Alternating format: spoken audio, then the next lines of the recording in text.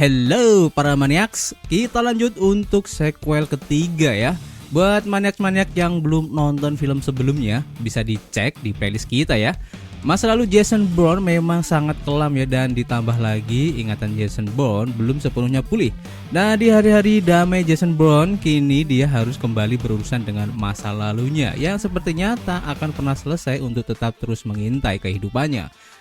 Dan sequel ketiga ini tentunya masih menghadirkan Matt Damon ya sebagai aktor utama, dan ada beberapa aktor baru lainnya ya. Dan yang pastinya guys, tentu saja ada diriku, si orang yang suka nyeritain filmnya orang. So, gak usah basa-basi lagi karena sudah basi ya, dan langsung saja kita eksekusi alur ceritanya. Gas bro!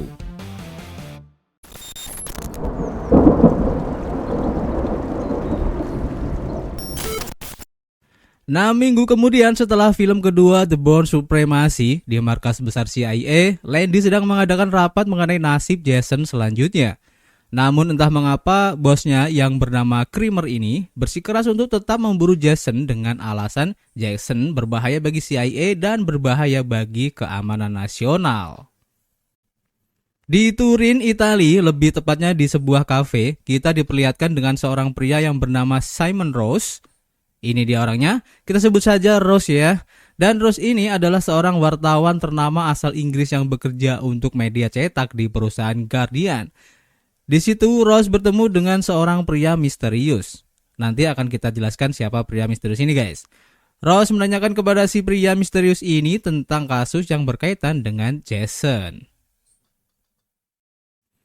Setelah mendapatkan informasi, proses langsung kembali ke Inggris lalu menelepon atasannya dan mengatakan bahwa dia mendapatkan berita yang berhubungan dengan Jason, yaitu sebuah program yang bernama Blackbriar. Ketika mengatakan kata kunci Blackbriar di telepon, dia berhasil berlacak oleh CIA yang langsung bertindak untuk mengintai dirinya dan mencari tahu siapa narasumber yang sudah mengetahui program Blackbriar. Di hari namanya Jason, tak sengaja ia membaca koran yang menulis tentang dirinya, yang tak lain itu adalah tulisan dari Rose. Karena hal ini, Jason memutuskan untuk meneleponnya dan memintanya untuk datang menemui Jason di tempat yang sudah dijanjikan.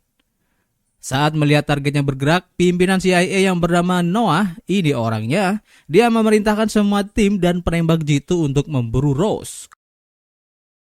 Karena mengetahui Rose sedang diintai oleh CIA, jelas, Jason pasti tahu seluruh komunikasi Rose sudah disadap oleh CIA. Maka Jason memutuskan untuk membeli ponsel baru dan menyelundupkan ponsel itu ke dalam saku Rose untuk berkomunikasi dan membantunya agar lolos dari pantauan CIA. Jimmy, I need that phone. I want you to listen very carefully to what I'm about to tell you. What the hell's going on? Jason memerintahkan Rose mendekat ke orang yang sedang menelepon juga untuk mengalihkan perhatian bahwa orang itu adalah narasumbernya. Dan tiba-tiba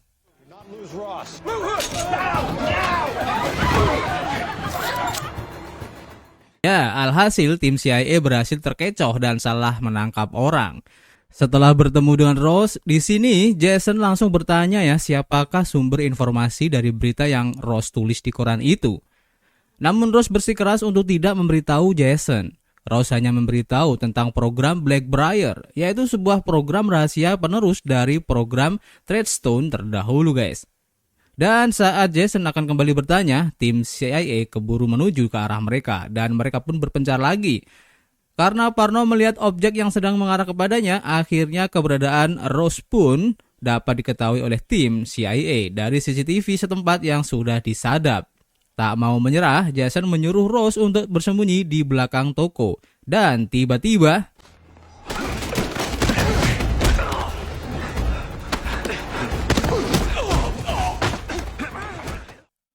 ya, karena hal itu maka Jason harus kecolongan oleh CCTV di ruangan itu. Dan Noah pun cukup kaget yang ternyata yang memandu Rose itu adalah Jason. Dan Noah menduga bahwa si narasumber itu adalah Jason.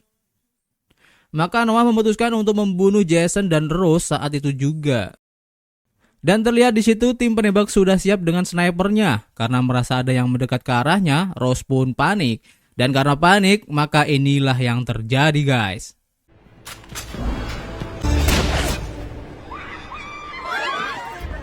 Ya, alhasil Rose modar pada saat itu juga, dan Jason dengan cepat mengambil catatan dari Rose dan langsung cabut mengejar orang yang sudah menembaknya. Tapi Jason sedikit terlambat dan si penembak itu sudah pergi dan masuk ke dalam kereta.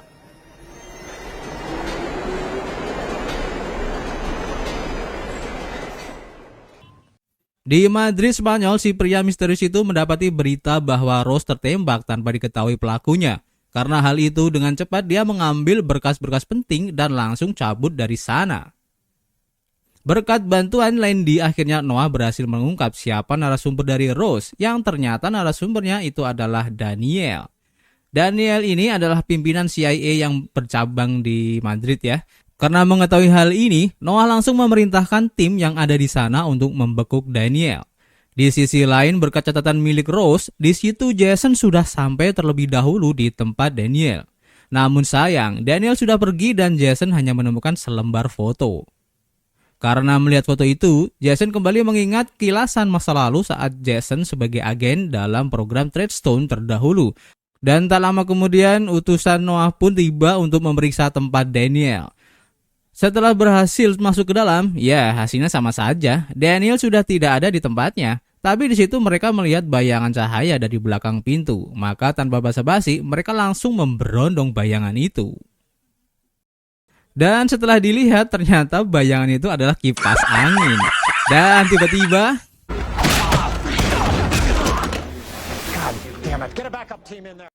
karena timnya berhasil dilumpuhkan oleh Jason, Noah pun kebingungan. Apa yang terjadi di sana? Setelah itu, Jason menuju ke ruangan sebelah yang ternyata di ruangan itu ada Nikki. Nikki ini adalah bagian dari CIA juga, yang dulu pernah membantu Jason di film sebelumnya ya. Dan diketahui ternyata Nikki ditugaskan bersama Daniel di Madrid setelah program Treadstone dibubarkan. Karena tidak menemukan Daniel, Jason meminta bantuan Nikki untuk menemukannya. Dengan sukarela, Nikki pun bersedia membantu Jason dan mengatakan bahwa Daniel pergi ke Maroko. Dan saat itu juga Jason dan Nikki langsung menuju ke Maroko, tapi lagi-lagi ya dengan segala data dan informasi, tim Noah berhasil menemukan paspor Daniel yang bergerak ke arah Maroko. Dan Noah mengutus pembunuh bayaran setempat ya untuk memburu Daniel di Maroko. Pembunuh bayaran ini bernama Des dan ini dia orangnya. Sesampainya di Maroko dengan kemampuannya, Nikki berhasil menyusup ke dalam sistem CIA. Di dalam sistem itu, Nikki mengetahui Des akan memburu Daniel. Maka Nikki terlebih dahulu menyuruh Des untuk menemuinya agar Nikki dan Jason tahu di mana keberadaan Daniel. Nah, setelah itu dari belakang Jason mengikuti Des yang sedang memburu Daniel. Tapi sialnya tak lama jejak Nikki yang menyusup ke dalam sistem CIA berhasil dideteksi. Karena mengetahui Nikki telah membantu Jason, maka Noah memerintahkan Des untuk memburu Nikki juga. Karena keputusan Noah itu, Landy pun menolak dan berdebat dengan Noah untuk tidak membunuh Nikki.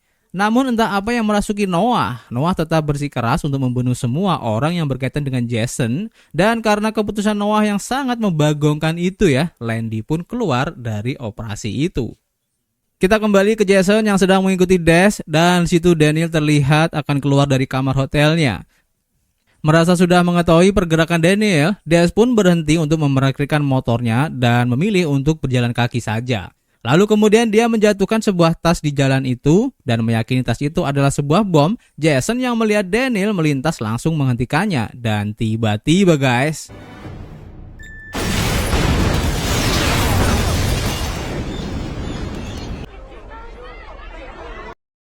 ya, karena ledakan itu, alhasil Daniel pun modar pada saat itu juga. Sebentar, biar nggak salah paham nih ya, perlu kita cari tahu mengenai ledakan yang tidak masuk akal itu. Oke, ketika di jalan itu, Daniel dan Jason sudah terjebak oleh dua buah bom guys. Bomnya itu ada di dalam tas dan ada di motor. Karena Daniel dan Jason berhenti tepat di samping motornya, maka dengan pemicu bomnya, Des memilih meledakkan bom yang ada di motor. Sampai sini paham ya? Oke, lanjut. Mengetahui Daniel dan Jason sudah KO, maka Des langsung cabut menggunakan motor Jason yang sedang terparkir untuk memburu Nikki sebagai target selanjutnya. Namun beruntung ya, ternyata Jason masih hidup. Dia hanya pingsan saja dan tak tinggal diam, Jason pun langsung mengejarnya guys.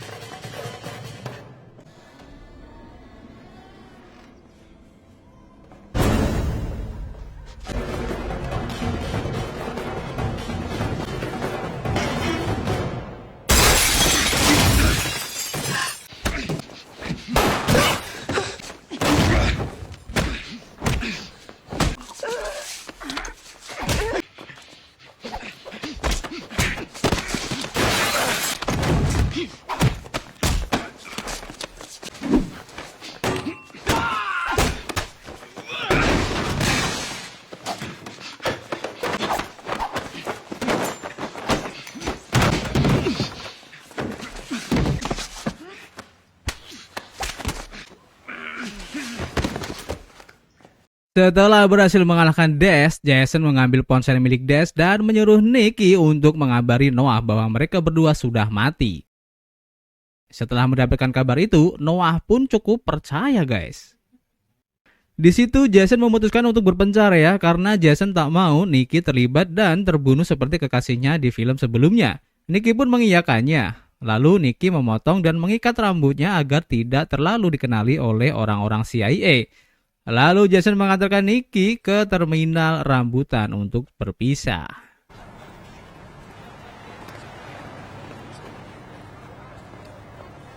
Setelah itu Jason menuju ke rumah sakit tempat di mana mayat Daniel diautopsi, guys, untuk memeriksa barang-barang milik Daniel saat terjadi ledakan. Dan di situ Jason menemukan potongan berkas yang bertuliskan alamat kantor CIA yang ada di New York. Yang tak lain ya, itu adalah tempat Noah dan Landy berada. Maka Jason langsung cabut untuk menuju ke alamat tersebut. Di sisi lain, tim CIA mendapat informasi bahwa Jason belum mati. Semua itu terungkap dari paspor Jason yang bergerak di bandara beberapa menit yang lalu. Ya, memang yang mati itu adalah Des, bukan Jason. Dan tak lama Jason sudah sampai di lokasi dengan masuk ke dalam gedung sebelah untuk memantau pergerakan Noah. Di situ Jason melihat Noah yang sedang mengamankan berkas penting, lalu memasukkan berkas itu ke dalam brankas miliknya. Dan setelah itu Jason menghubungi Landy yang ada di ruangan sebelah untuk memintanya bertemu 4 mata di tempat yang sudah dijanjikan. Ya, lagi-lagi operator CIA mengetahui pembicaraan antara Jason dan Landy yang akan melakukan pertemuan secara rahasia. Karena curiga dan merasa ada yang tak beres ya, maka Noah ini diam-diam mengirim tim pengintai dan agen pembunuh untuk menuju ke lokasi yang sudah dijanjikan Jason dan Landy. I'm going out there. If I show myself, you'll find me. Jason Bourne is alive and is at large in New York City, and we believe within 1,000 yards of this building. I want an immediate 12-block lockdown of the area. Setibanya di lokasi, Jason tak kunjung menampakkan batang hidungnya. Why? Kenapa? Kunaon? Apa yang terjadi nih? Iya, ternyata itu semua adalah jebakan Batman Jason untuk memancing seluruh jajaran CIA agar keluar meninggalkan gedung. Maka dengan santai Jason berhasil ya masuk ke dalam gedung lalu menuju ke ruangan Noah tanpa ada gangguan dari siapapun.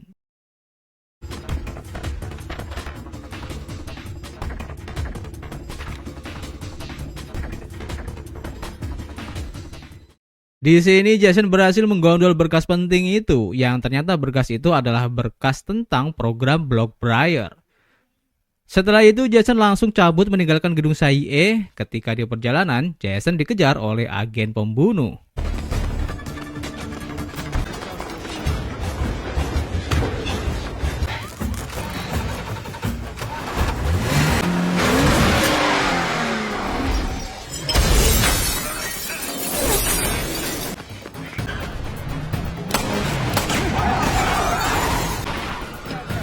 Police, free!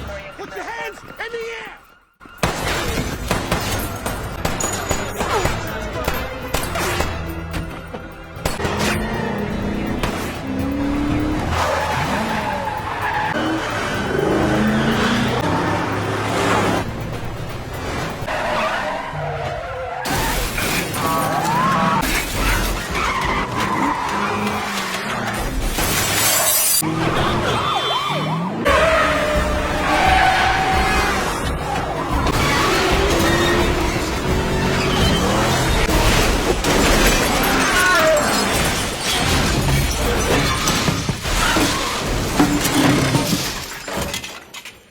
Ya, rupanya Jason masih hidup juga, guys. Awalnya Jason berniat ingin menembak si agen pembunuh yang sudah lemas tak berdaya itu. Tapi karena mengingat pesan almarhum pacarnya dulu ya, Jason pun mengurungkan niatnya dan lebih memilih pergi untuk melanjutkan perjalanan menuju ke markas Albert yang ada di foto bersama Daniel. Setelah sampai di markas Albert, ternyata di situ ada Landy yang sudah menunggunya. Tapi di sini Jason langsung percaya kepada Landy bahwa Landy sedang ada di pihaknya dan Jason menyerahkan berkas itu kepadanya. Jason meminta bantuan Landy untuk mengungkap ya apa yang sebenarnya terjadi, dan setelah itu Jason masuk ke dalam gedung untuk mencari orang yang bernama Albert. Tak lama kemudian lagi-lagi komplotan Noah ini berhasil menemukan keberadaan Jason. Maka Landy dengan cepat ya mencari mesin fax untuk mengirim berkas itu kepada pengadilan negara, dan beruntung ketika Noah datang, berkas-berkas itu sudah selesai dikirim. You better get yourself a good lawyer. Kita kembali ke Jason ya, di mana Jason sudah sampai di sebuah ruangan. Karena ruangan itu, Jason kembali mengingat kilasan masa lalunya saat Jason daftar menjadi agen pembunuh untuk CIA, lebih tepatnya di program Treadstone. Dan tak lama muncullah pria lansia dengan garis miring lanjut usia, yang sepertinya pria ini sudah tahu banyak tentang Jason ini. Iya, benar, pria inilah yang bernama Albert, yang ada di foto bersama almarhum Daniel. Albert ini adalah seorang dokter, dan ternyata Albert lah orang yang menangani Jason saat Jason masuk ke dalam program Treadstone. Di sini dia memberitahu masa lalu Jason, yang sebenarnya Jason lah yang mengajukan diri untuk masuk ke dalam program Treadstone saat Jason masih menjadi David Webb. Setelah mendengar penjelasan dari Albert secara langsung, akhirnya Jason mengingat semua masa lalunya, dan tiba-tiba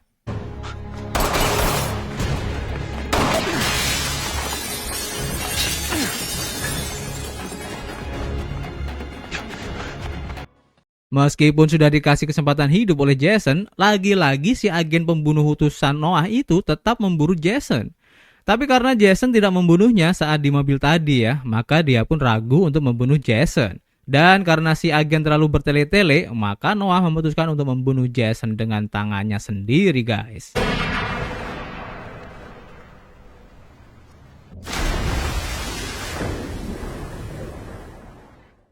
Dan setelah berkas-berkas yang dikirimkan oleh Landy itu ya, akhirnya semuanya terungkap, guys. Dimana Noah, Albert, dan juga Kramer ternyata sudah menyalahgunakan program Blockbriar untuk membunuh orang-orang demi kepentingan pribadi masing-masing.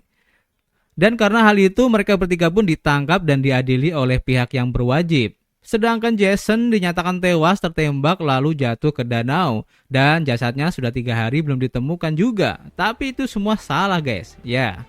Ternyata Jason masih hidup dan film pun selesai. Untuk endingnya jelas ya, sangat cocok dibuat sebagai sequel berikutnya yang memungkinkan para penonton dibuat penasaran. Dan biar nggak penasaran, setelah ini akan kita bahas sequel selanjutnya, guys, yang berjudul The Bourne Legacy, yang tentunya akan lebih seru ya. Dan cukup sekian, saya mewakili seluruh tim dari Squad Cinemania yang bertugas mengucapkan terima gaji dan salam pemburu adsen. Gas!